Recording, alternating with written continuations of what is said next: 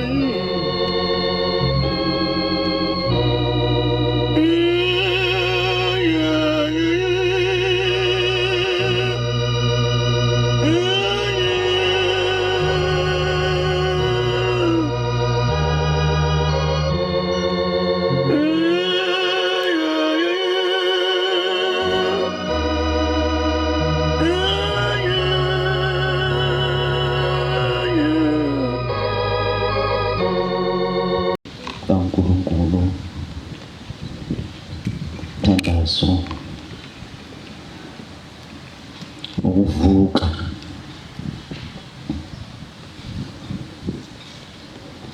umusa kaNkulunkulu ukuthi sivukile ekuthongweni kade silele singinamandla ukuvuka ngaphandle kwakhe.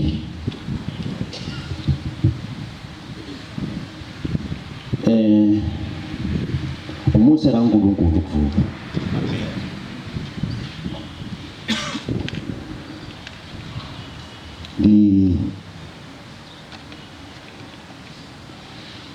Sakukhuluma nomshumayeli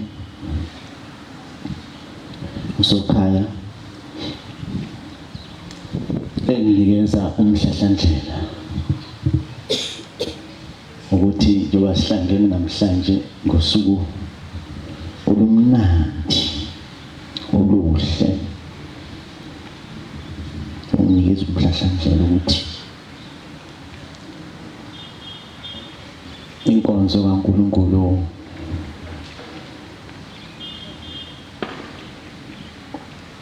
sizoyihambisa kanjani.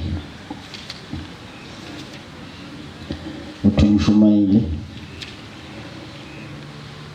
angisho ukuthi izophathwa inhlalisuthi. Amen. Phela inhlalisuthi yithi ababuNkulunkulu. Leli bandla makukhulunywa ngenhlalisuthi kukhulunywa ngomfundisi, kukhulunywa ngombangeli, kukhulunywa ngomshumayeli, kukhulunywa ngamakhosana akabuNkulunkulu. Kusho ukuthi amagama sinenhlanhla ukuthi ngosuku lwanamhlanje sizothola ababuNkulunkulu siyinhlalisuthi. Hayi ngoba bengeke bathole omama bazothola nabo, ngoba inkonzo mayiphethwe inhlalisuthi ukuhlabelela kwabo nokulalela. Ngibona uma umuntu ephethe inkonzo esukuma ethi ngilikelele ukuthi uyamlekelela ngokuhlabelela, usuke uyiphethe leyo nkonzo. Ngilungisa njalo, ngilungisela inhlalisuthi. Uma uvula indlebe zakho ulalela leyo nkonzo, ubuhlabelela, ungalali, usuke uyiphethe leyo nkonzo.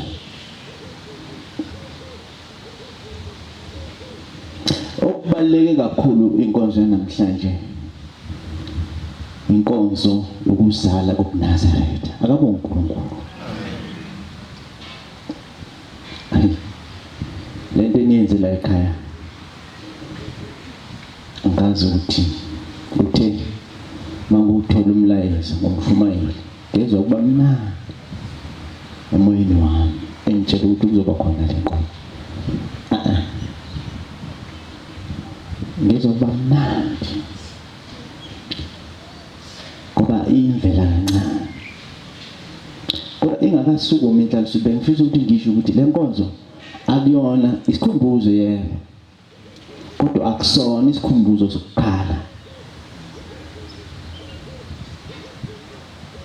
Ungathi mawuhlabelela uthi yazi yafika, ungalingile.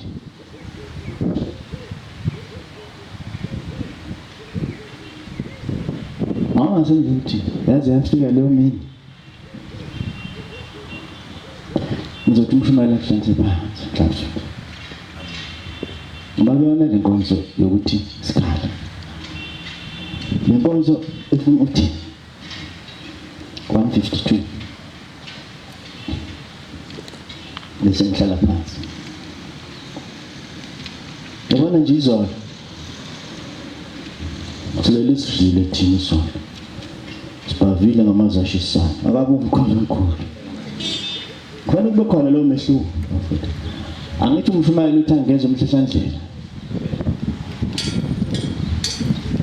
kufanele kube khona umehluko.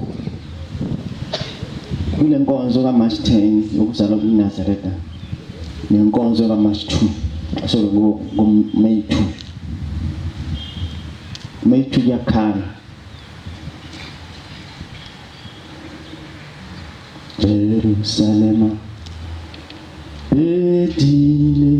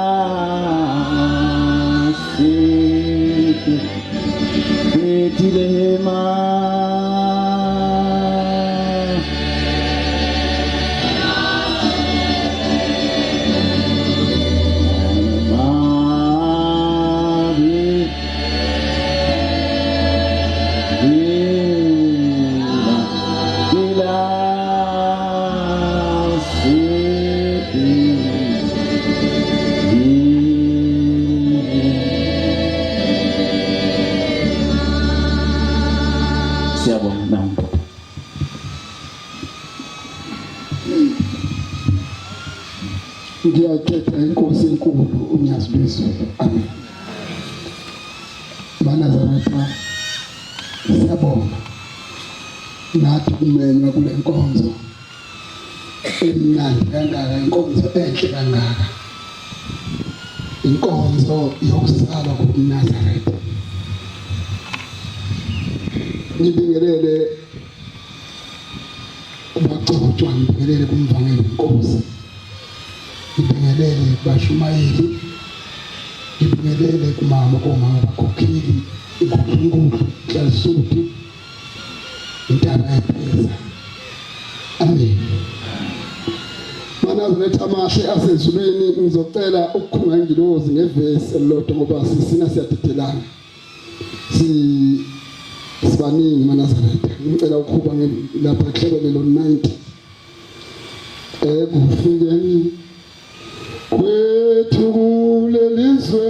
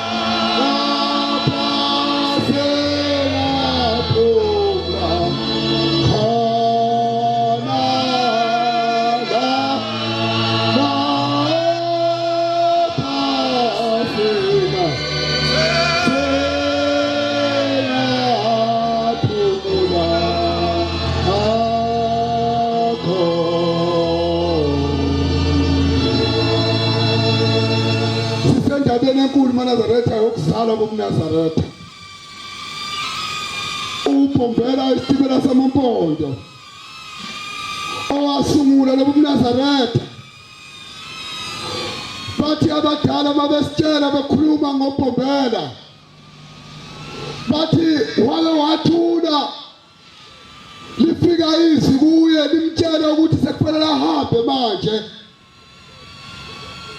awusungula lobuNazaretha ahambe zule funa mina nawe zule intabeni bathi kodwa wayengavumi wayesaba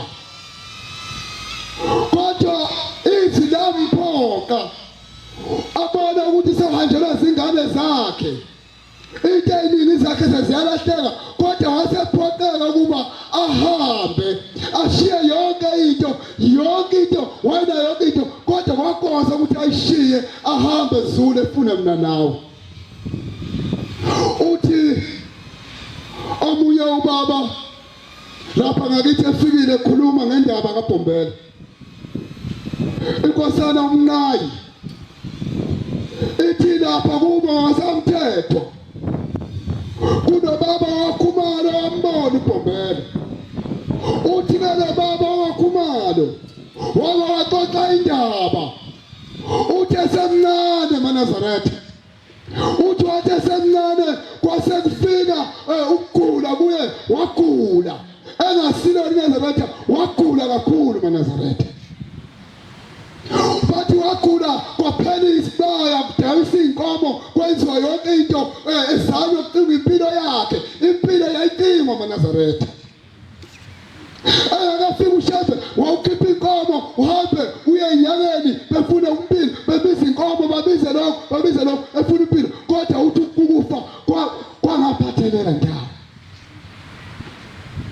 Uthi lo baba eNazaretha uthi kwase kuphela isibaya, saphela sonke isibaya ekhaya, waqala manje kwaphela yonke into bangaba nalutho, wagcina esehlala lapha ekhaya engekho into bazomsiza ngayo ngoba sekuphela isibaya. Ade behamba ngayo benikele inkomo, behamba bebuyele namakhathakhathana bamnike athi kulalala, kodwa kwafana eNazaretha. Uthi ke eNazaretha kwase kuvela Mveliyo. Uthi wasevela uMveliyo wathi nika nezwani ngenceku yenkosi ebathi khona lapha, ehamba lapha kule ndawo ikhona, mawungafika khona ungafika khona ukuthi naze uyasinda eNazaretha. Bathi ke eNazaretha basuka ubaba abafowabo babakhe basuka bomncane bonke bahamba bakhona, bathi bayobheka khona, babuza kulomuntu obatshelayo ukuthi ngoba senankomo sizokwenza njani, ngoba manje siphela isibaya. Wathi hayi akuthengwa akholite,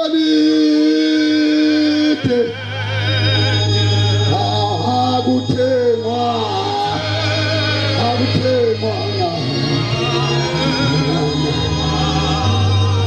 mali, akuthengwa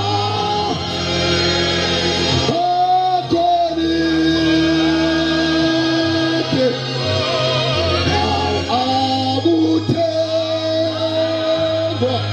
akuthengwa uthi wayesebatshela ukuthi lona mina laphana akuthengwa ngegolide, akafuni imali. Mawufikile wena sondela kuye uzobika insizwa, ungumphumuzi, ungumthwali wensizwa. Uthi base besuka abo bomncane bayakhona, mabafika khona uthi bafika balungisa, babeka nabo babekayo ongamasenti kwakusengotiki, bafika babeka ngaphambi kwakhe. Uthi base befika bathi ngeke yenkosi sikhulelwa ingane yamfowethu lapha ekhaya, Nkosi sicela usisize usinike into, noma baba sihambe nawe, sihambe siye lapha ekhaya uzofika usisize uphilise lo muntu. Yaphela yaphenduka babukana bodwa ngoba phela akazi ekhaya ukuthi uzofika kanjani. Mayitha sabe siyeza uthini lo baba. Uthi babhekana bodwa babukana bodwa wasethi hambani Nkosi ngusisi, hambani ngiyeza. Useshilo ungishilo. Amen. Uma eseshilo usuke sesho konke. Uthi ke basuka bahamba bathumana, bahamba bedangele bethi hawu bathi yasizana, shuthi ngeke ingane mfowethu iphile ngoba njengasinike lutho awungeke aphile. Bahamba bedungele, bahamba bekhuluma bodwa, bebhekele, bahamba babefika bathi njengenjwayelo bethi bebuya kumuntu bafike bahlala esangweni. Uthi bafika bahlala esangweni bese kuphuma ke izakweza lapha ekhaya size khona sizofuna lento ababuye nayo, sizokhona ukuthi iphuthume lapha yana zosiza ukuze umntwana zimphalele ngiziphalela ngabo. Uthi zafike zesa uzabazi labathola behleli bekhuluma bodwa bathi hawu unikeni wathi hayi uthe uyeza awu thina sesidahle ithemba sibona ukuthi uyabona ukuthi angeke isinde lengane uthi uyabona ukuthi ngeke isinde ebengeke avela akasinika ngalo ukuthi vele nje wathi inkosi inibusise inkosi sibusise uzoza lengane umfundi siyabona ngekambi hawa kanika ngalutho hawa kasinika ngalutho uthi bajika bangena ekhaya bonke abedumele bonke thina sisaba umusa wakho sesaba umusa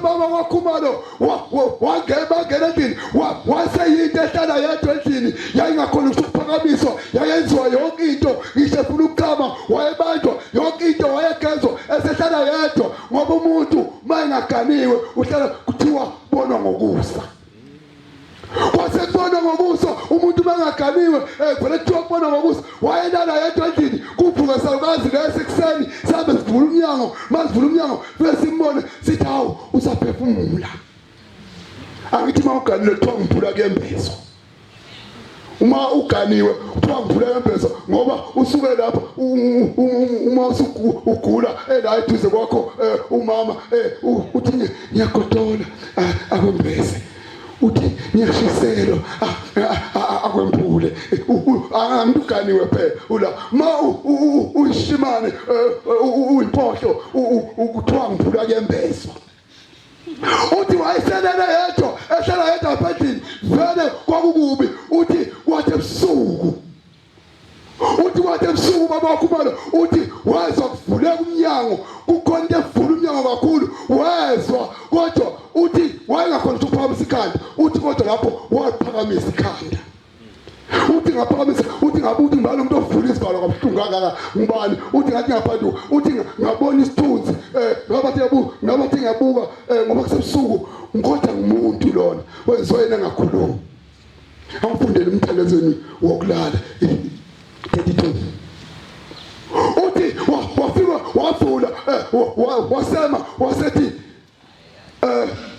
yini le laphana angifuni ukuba la nje yini le lapha ebondeni ebafana uthi ebondeni angithi dala umuntu babethatha uphondo lonkabi balibhore kube yinto isigigi sawo bakhamela kuso uthi wathi lento laphana yivale iyanginukeka uthi ngingakhona ukunyakaza kodwa ngezwa kunyakazeka ngicela ungifundele uJehova yabavezela abakhuleka kuye ngokumesaba ethingana ncwadi uJehova yabavezela abakhuleka kuye ngokumesaba engangcolisi nembhede yabo ekulaleni kwabo bengangcolisi nembhede yabo ekulaleni kwabo bazi ukuthi bakhuleka bephezukwayo lembhede bazi ukuthi bakhuleka bephezukwayo lembhede baphathe kahle amakhukho abo abalala kuwo baphathe kahle amakhukho abalala kuwo amen uthi wangena ubhombela uthi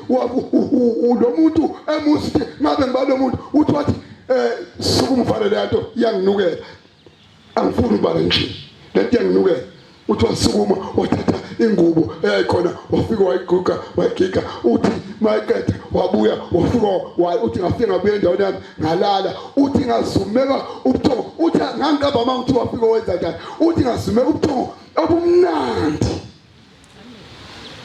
uthi ngalala ebhaka uthi waphuma nini angimazi ebhaka lokho ekseni uthi wathi ngazi ukuthaya ukuthi angivuke ngephandle uthi ngavuka uthi ngathi manje ngiyaphuma phandle esiphethe sona le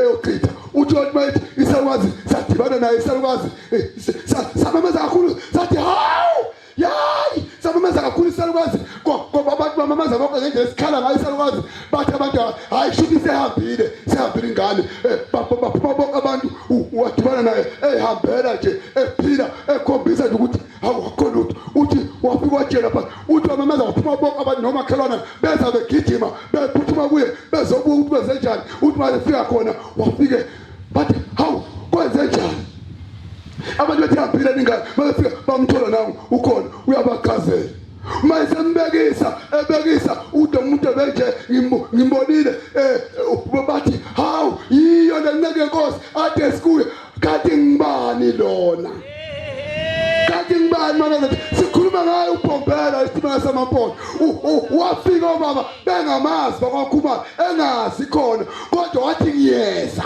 amen Nkosi basenexile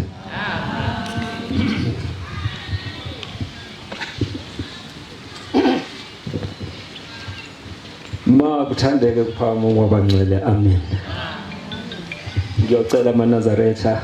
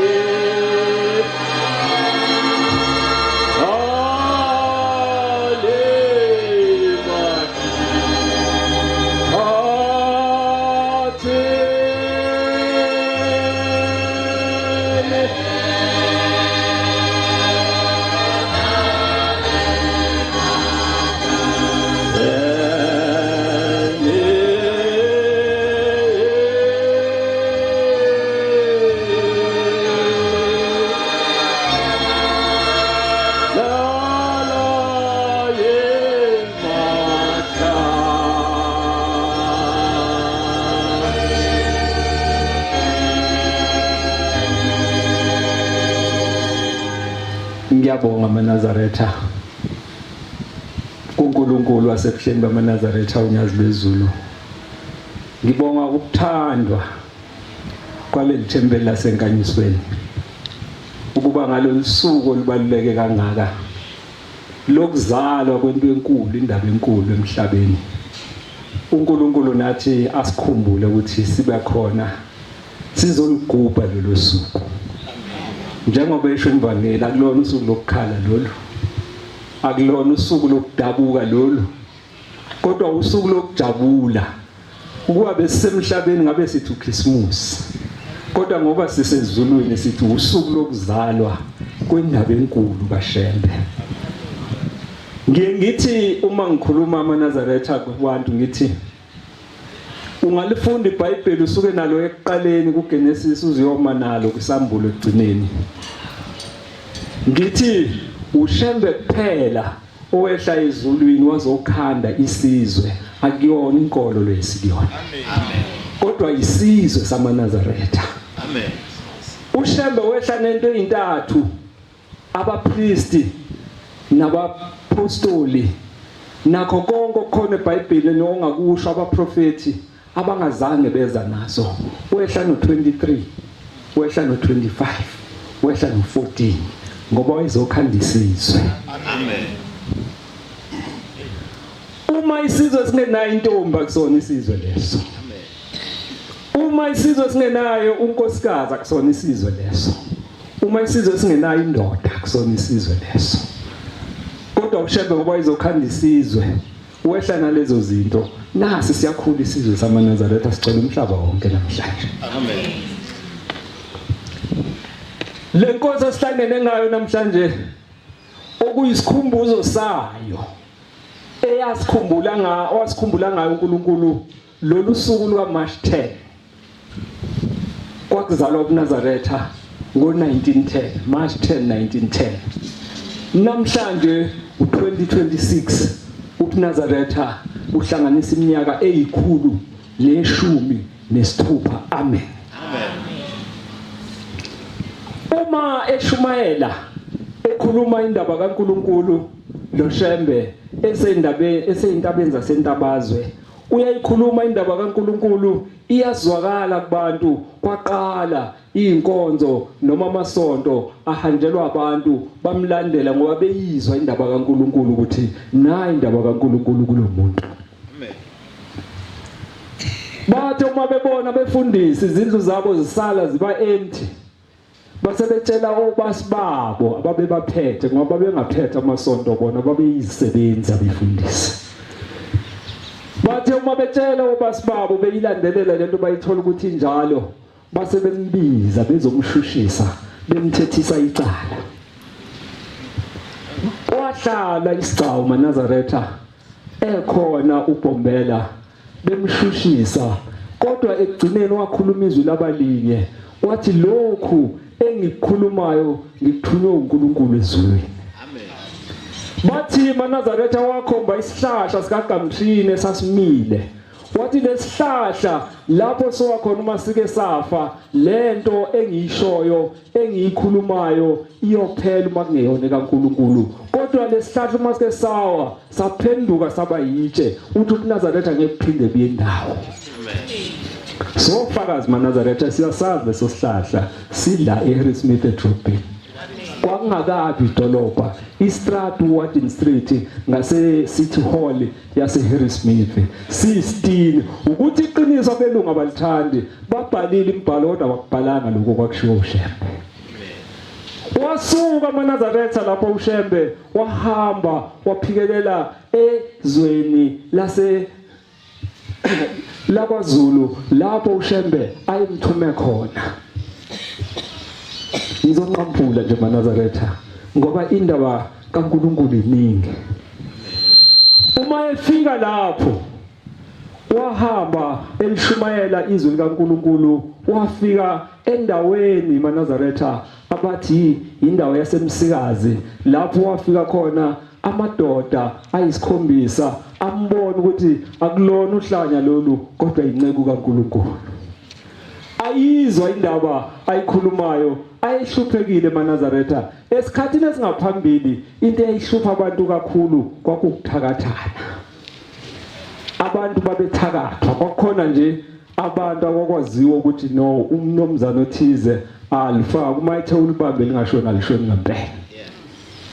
Iphela imizi yamadoda, iqedwa nje indoda ethize, kuphela ingane, kuphele yonke into ngendoda nje yodwa. Kodwa uthe uShembe uma esefika ayisembona lamadoda, ambona wabonwa eyodwa, kwaba yesibili, kwaba yesithathu, abayisikhombisa lamadoda eNazaretha engicela ukukhuluma ngawo namhlanje.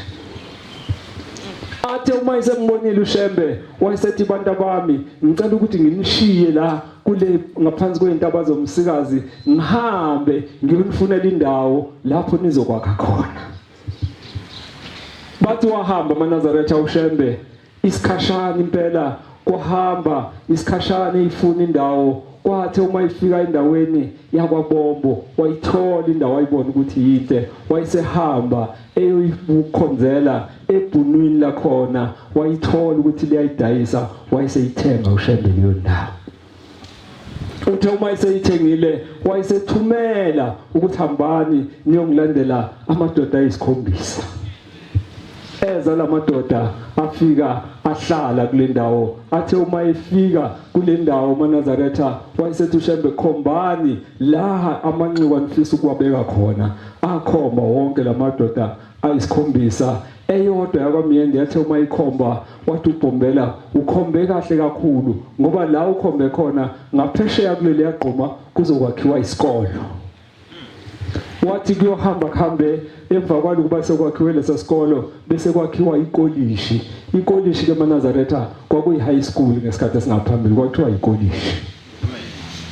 Nangempela bahlala kuleyo ndawo, kwakhululeka, kwaba kuhle, walikhuluma indaba kaNkuluNkulu ayithunyiwe uShembe, bayizwa futhi bangabusangabaza, bangabusashintsha. Uthi uShembe uma ngabe fika isikhathi uthi bantu bami angizanga kini kodwa ngihambisa indaba kaNkuluNkulu umhlaba wonke. Uthi ngiyahamba ngizokuhlala la, kodwa ngaphambi kokuba ngihambe ngicela uba ningiyele enduneni yale ndawo niyongikhonzela ukuthi nami sengikhona sengiyisakhamuzi lapho. Bathi eNazaretha amadoda abhekana wonke. Uyabona abantu makukhona into abayikhulumayo noma bengasho ukuthi khona into engahambi kahle na. Wabuza uShembe ukuthi kwenze njani, akekho wafisa ukukhuluma, basaba. Ekugcineni basebe thumela obala bethi inkosi lo muntu osithuma kuye uyingozi ngoba uma ethe ulibambe lingashona lishoni ngempela. Wathi uShembe hambani senithunywe yimi manje. Nangempela bahamba kuxega amadolo emadodeni. Athi uma ifike ibikela induna yayisithi ha ubani lothu uma ifike endaweni athumela angazizeli kimi ukuzokhonza. Yayisithi hambani nimtshele ukuthi ngithe alibambe lingashoni. Nangempela abuyela amadoda enovalo ukuthi sizombikela kanjani uShembe ngoba siyamazi ukuthi lo muntu lento ayishilo izokwenzeka ngempela, kanti uShembe usebhala incwadi yakhe. Nangempela eNazaretha afika amadoda ambikela uShembe. uShembe wayesethi kulungile wakudlulisa lokho. Kanti bafika nje kuShembe besuka kule ndoda, indoda isanihlanganisa into zayo ukuthi uma lishona ilanga ntambama ibisithumela kule ndoda abathi uShembe emdelelayo ngoba yona ayibanga nenhlanhla yokubona ukuthi inceke kaNkuluNkulu le. Nangempela lathe uma lishona ilanga yayisithumela into zayo nesilwane sayo, yayisithi ayihambe iye kuShembe iyokwenza njengokujwayelekile. Nangempela yaphuma lisaphuma isilwane sayo nezinto zakhona ya lashona ilanga kwaba sebusuku. Yalindela indoda ukuthi izozwa kwisililo noma izobona into yayo noma isilwane sayo sibuya. Kwasemnyango azange sibuye. Yathi hayi kusho ukuthi le ndoda istrong kunami.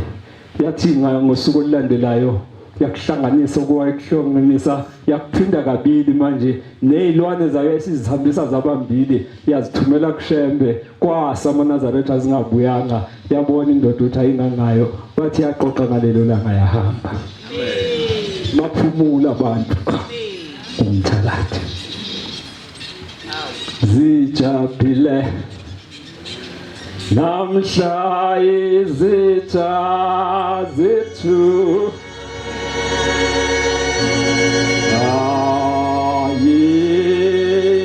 ayizazi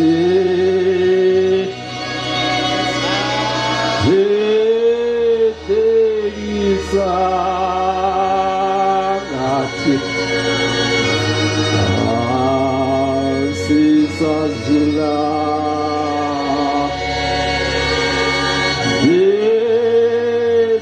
izitadini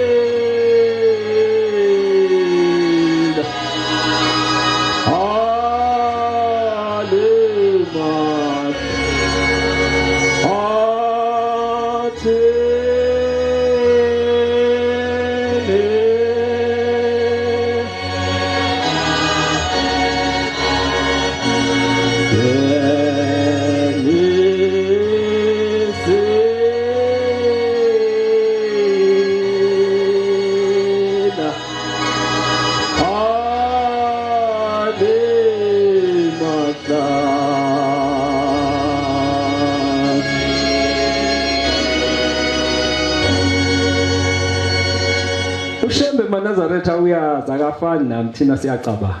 Amen. Usiphuma umqondo ukuthi usicabanga kodwa ushembe akanasikhathi sokucabanga. Uyazi. Amen. Akazi futhi la. Wazi la kusuka khona nala kuya khona. Uthi uma esehamba ilungiselela ukuhamba useyobiza lamadoda uhlala nawo phansi. Uthi ke sengiyahamba manje abantu bami ngimfundisile imithandazo ngamfundisa konke nokugcina kwesabatha. Uthi ke sengizonishiya ngihambe kodwa anginaye umshumayeli wale ndawo. Indawo wayetha igama wathi Big Messiah, ubheka uMessiah. Amen. Uthi anginaye umshumayeli wale ndawo ngikamnike ezulwini angimniwanga. Uthi kodwa ngizoshiya amadoda amabili kwakuyakwaChiliza ikhetha elizala lo mshumayeli oguqile lelo. Ikhetha elizala ubaba walo mshumayeli oguqile. Amen. Uthi izoba umhlambululi. Uthi ngizoshiya indoda yakwaMzizi ezala umzizi lo esinayo la ekhaya. Uthi izoba umphathi weinsizwa. Uthi kodwa ningenzi lutho nobabili ningahlalanga nawa isigungu salamadoda wonke nibukisana uma nivumelene ngayo iyobe isivunywe ezulwini bese niyayenza. Nangempela ihloniphana lamadoda akukho ayekwenza ingahlalanga phansi abonisana ngayo. Kwakunokuthula wangazi ucabanga ukuthi ukhona ophethe umshumayeli kuleyo ndawo kodwa kwakungena umshumayeli. Wadlula amaNazaretha wanyukela phezulu uma udlula emabheleni kunendawo lapho abathi kuselethezini. Wafika khona wathi uma isebashumayizile abantwana bakaNkuluNkulu wayesethi ngicela ukuthi nginibhabhadise base bethi hayi umuntu kaNkuluNkulu imfula ayikho kule ndawo ngendlela ilanga lishisa ngakhona. Wayesethi lalelani-ke ngicela ukuthi nithathe amapiki namafosholo nihambe niyoma laphaya kunamatshe lapho esawabeka thina nobaba mhla sisekela umhlaba. Bazibuza abantu ukuthi uyaqala lo muntu ofika kule ndawo wayekuphi uNkulunkulu esekela umhlaba. Bathi soke sibone. Bamba amaNazaretha bahamba bathi uma befika etsheni lesihlanu bathi wayesethi hayi ningabusamba amawala. Bathi uma befika kwelesikhombisa bathi ncengani ngoba seniyakwe lokugcina. Bathi uma belimba amaNazaretha lesikhombisa liphuma ayisephuma amanzi. Amen. Lo mfula namhlanje usasekhona. Amen. Bathi umfula ongashi noma lungomisa kangakanani kodwa usho wona. uShembe wenza le imanga amaNazaretha kukhona indoda ekhonondayo ukuthi hayi khona akusiyona lokho. uShembe amaNazaretha uhlola inhliziyo. Ungakhuluma ngomlomo kodwa akanandaba nalokho. Uhlola inhliziyo yakho ukuthi yona ithini. Ayikhulumanga le ndoda ngomlomo kodwa yakhononda ngenhliziyo. Wayeseyibona uShembe insizwa yakwaShibasi isibongo. Uthi hayi Shibasi woza kimi uthi ngicela ukuthi uhambe uye gospel ngikhohlwe into yami ethize ufike khona uthola inkosazana ingene endini yami ingithathele lokho bese ubuya nakho. Kanti uShembe ufuna ukubonisa manje uShibasi uthi yena ubani. Ngaleso sikhathi bathi amaNazaretha kwakusemva kwamadina uma ubaba emthuma egospel. Igospel kuma usuka elethezini iyibanga. Cishe ingaba ngokusuka la uyadlula ePitoli. iPitoli iseduzane. Ehamba ngenyawo imoto zazingekho ngaleso sikhathi. Wahamba amaNazaretha uShibasi. Waze wayofika egospel. Wafika egospel. Wayithola inkosazana. Yamnikeza lokho uShembe ayithume kona. Wayesebuya nakho. Azange alale egospel maNazaretha. Wahamba kuShibasi ilanga laloko limile elihle. Wabuya wazofika elethezini. Uma ifika wafika waya kubaba wafike wamthulela leyo nto ayimthume yona. Uthi uma ebuya ezedokodweni uthola abantu balele ubuthongo. Uthi hawu kahleni uyabanyakazisa nalale emini kwenze njani. kuShibasiekusemini bathi hayi Shibasi isikhathi sekuwu4 ekseni kwaba mnyama ngaleso sikhathi kuShibasi wathi hawu kanti uShembe ubani. Awusthandiwe maNazaretha.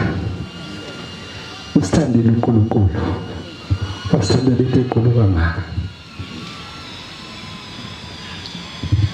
Lolu thando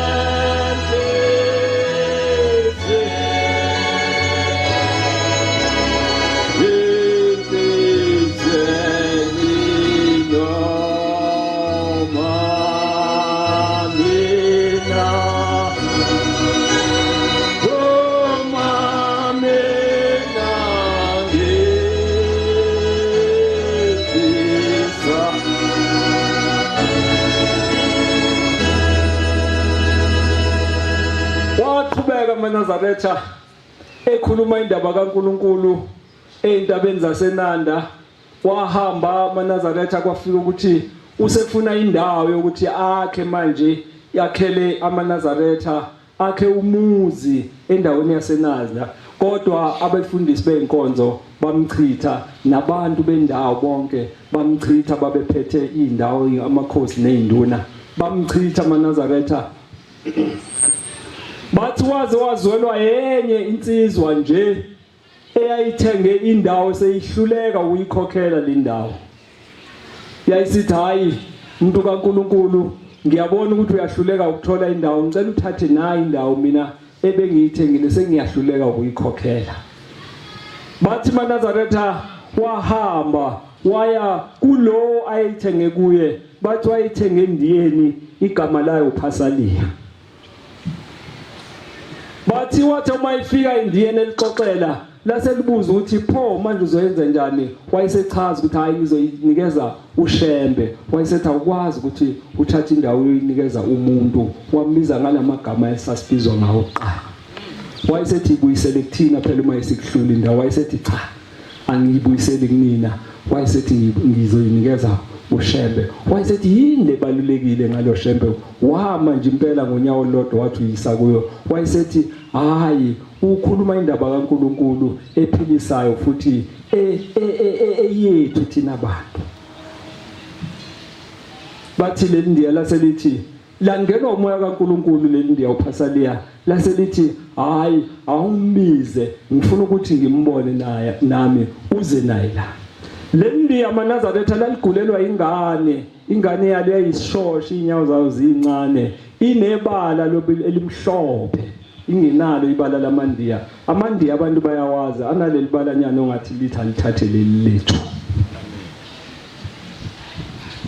Bathi uShembe wahamba nalensizwa bafika kule ndiya. Le ndiya laselisho ukuthi hayi ngiyezwa ukuthi lo muntu ufuna ukukunikeza indawo. Sengizwile futhi ukuthi wena unoNkulunkulu, uphethe indaba kaNkulunkulu. Wayesethi nginenkinga, ngigulelwa ingane yami, yilo yazalwa ayikazi ihambe isishosha. Uthi futhi inebala elimhlophe, ayinalo ibala lethu thina mandiya. Uthi uma ngabe ungangiphilisela lengane, uyishintshe lengane ibala layo libe amandiya, uthi ngiyobe nami sengiyakunikeza le ndawo. Kwasho ukuthi uyithelile. Ungamlingi uShembe ngoba uzosukenza okungaphezulu kwalokho ukuthi umlinga ngakho. Nangempela amaNazaretha uShembe wathi sekuphelele, wayeseyithandazela ingane, zaqala inyawo zaluleka, yaqala ingane yasukuma, lashintsha ibala. Ubani washintsha ibala loMdesezelo? Kwasekuphelele ndiyeni, laselihamba odokotela bonke lifuna impilo, kodwa lingayitholi. Kodwa mahala ngezwi yaphila ingane, wayeseyithola indawo yasePhakameni. Amen. Esehleli amaNazaretha kule ndawo yasePhakameni, esehleli kulowa muzi wasePhakameni, esewakhile usukuphakama kwamaNazaretha.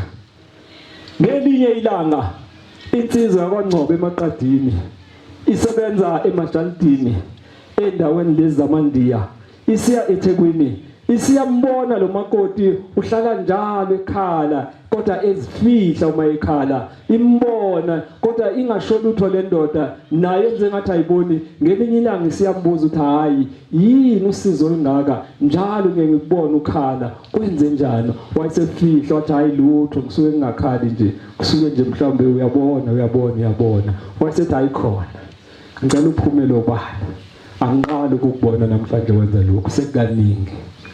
Uthe lo makoti uma ebona ukuthi hayi le ndoda lekhona esikubonile kweyekwaziyo, wayesethi nginenkinga. Uthi inkinga yakho yini? Uthi ilokho ngashada la kulomuzi engishade kuwo nomyeni wami, abantwana ngibathuli. Uthi namhlanje ngikudla kwenhlamba, ngivuka ngenhlamba, ngilale ngenhlamba, abazali bomyeni wami ngoba bathi umyeni wami phezu kwezimali engaka angilobola ngazo, angikwazi mina ukuthi ngibalethele umntwana.